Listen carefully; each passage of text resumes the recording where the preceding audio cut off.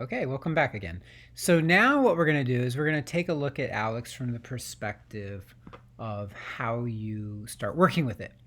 So welcome to ALEKS. You hit continue, and here what it does is it shows you some information that you may want to have. Your class information is right there. Presumably this is the only ALEKS course that you're taking right now. If you are taking other classes in math or something like that where you're using ALEKS, it would show up there as well. So that gives you the information on your class, and you're now enrolled in that. So let's take a look at what happens here. The way it usually works, ALEKS, is that it begins with a little bit of instruction and telling you about the software, giving you the philosophy. ALEKS is based on having people learn at their own pace, and it tries to figure out what you know and what you don't know. And then it gives you problems that will essentially help you learn new materials. Of course, it's going to keep giving you this warning that you have 2 weeks of temporary access until you actually purchase the software. So here's your main menu up there. That's just telling you where the menu is. Notifications are here. And when you're not sure what to do, usually it's over here. Get started or continue, that sort of thing. If you click on that, that'll get you going. So now after you sort of get an intro into it, they're going to ask you to start entering information. So it says to type in here 14 and then hit, now it says, now click the clear button. So the clear button is the X here. And then you can hit undo here and then you're set. So X is to clear and then the arrow is to undo. Hit next. This shows you how to do fractions. So there's a little key here for fractions. And then you can type in numbers. Oops. So there's a fraction 2/3. Great job.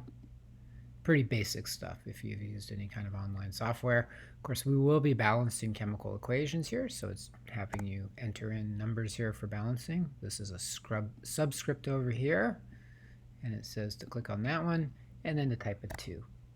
And then over here, click on the blue circle so that we can delete it and put in the correct symbol for manganese. There's a mistake over here. Hit delete. That should be a 4, Mn3O4. Great. Okay, so that's a chemical equation there. 3 manganese plus 2 oxygen.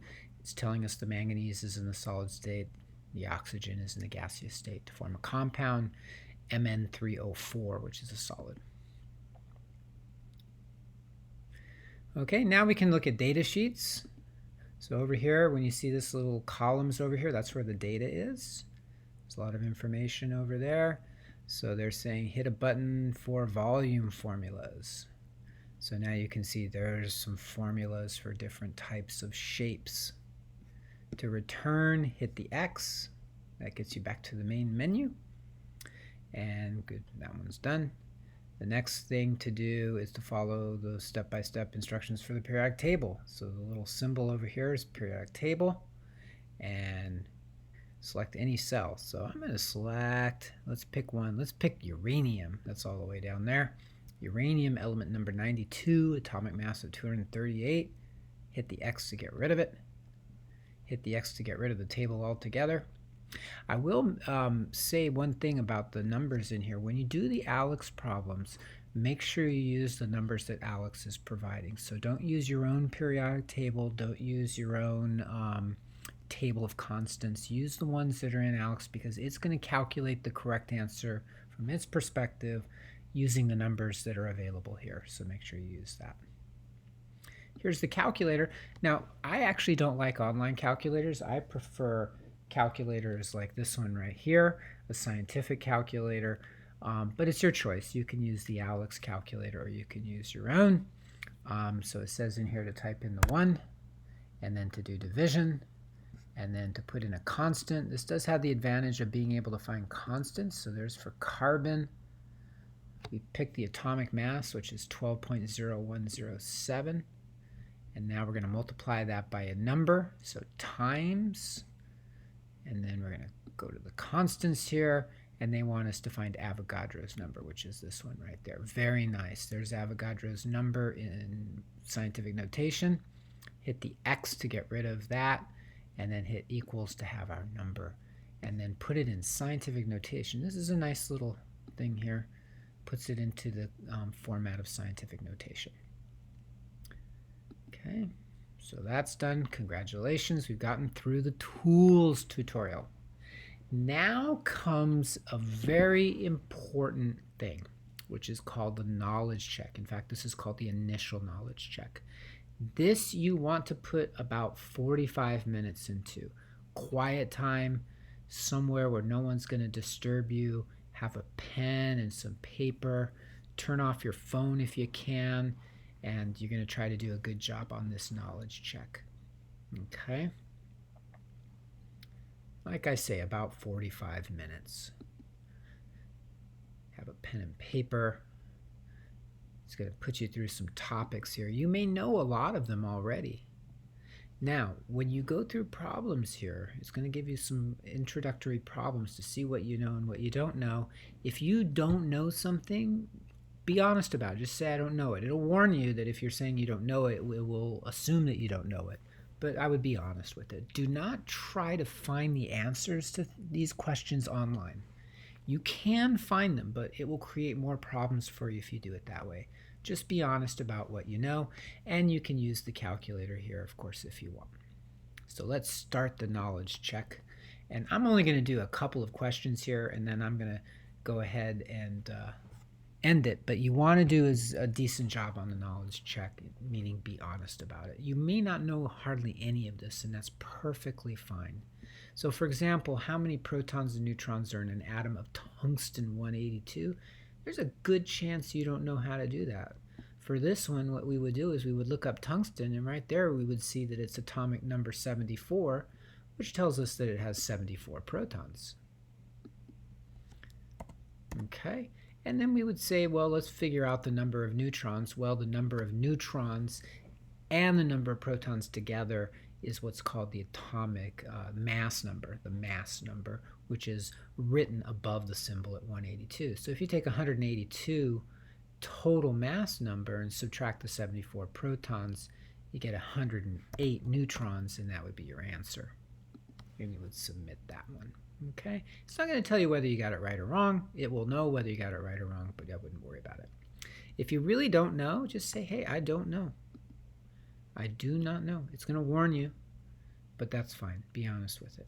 Okay? In fact, what I'm going to do is I'm going to say for the rest of these that I don't know, because really, quite frankly, these are the topics that we're taking in this course. If you know all of these, if you were able to get 100 on this initial knowledge check, you know, you probably shouldn't even be in this class. You should be in a different class. Okay? So I'm going to go ahead and scroll through here saying that I don't know. And it looks like there's around 25 questions, so it's a few of them to scroll through. And you can see that even if you do know the answers to these, or you can figure them out, it's going to take you a good half hour to do it. Okay? So this is what it's done. It's said here that I've mastered 2 out of 68 topics, about 3% of the course. That's not very much, but that's fine. This is called the pie. And this is an essential part of the course. What we're going to try to do, what you're going to do throughout this course is you're going to fill in this pie. So what this says is that you know a little bit of material here, a little bit of material there, but you're going to eventually move all the way out and fill this entire pie up. Okay, so if it's shaded, that means you kind of know it. If it's gray, that means you're going to try to learn it. Okay, and now you're going to have to go through here. It's going to go through another little bit more of a tutorial. Okay, you've unlocked your learning path. Go to your timeline to see it. So again, it's forcing you to go through this so that you can sort of see what's going on here. This is Monday, January 6th, Sunday, January 12th. This is going to be due your first objective. Your first objective will be due then. So you want to make sure that you work on that. So I'm going to hit next. Hit next. Got it. You're all set. So take a look at this. It says Chapter 1, Part 1. There's 11 topics to work on. The due date is Sunday at 11:59 p.m. And the whole course will be done February 23rd. So now we're going to work on our next topic, which is Start My Path. Come on over here. Okay. So complete each row of the table using the correct prefix or missing exponent. Okay, so this is information that is in chapter 1. These are prefixes, and I will go over a few problems as we go along this week, but you're going to want to work through. You can, of course, you can open up, oops, sorry, let me hit next here. It's not letting me do anything until that. I'm going to come over here, and you do have access to the ebook. Okay, so Burge 4th edition, this is the ebook. And we're doing chapter 1 right now. So if you take a look at here, using units and solving problems, that section is all in there. This is how we would do problems like this. Okay, so you come back over to this one right here. I'm going to run you through here just a little bit to see how it works. Complete each row of the table below by filling in the missing prefix or the missing exponent. So 1 something s, s meaning seconds, is equal to 10 to the minus 3 s, meaning seconds. Okay, so we want to type in what the correct prefix is, and that's a milli, m for milli. 1 ns, that's nanoseconds, is equal to 10. Well, this is minus 9. So you may not know these prefixes, but they're discussed in the chapter. They're discussed in chapter 1. You can go through that.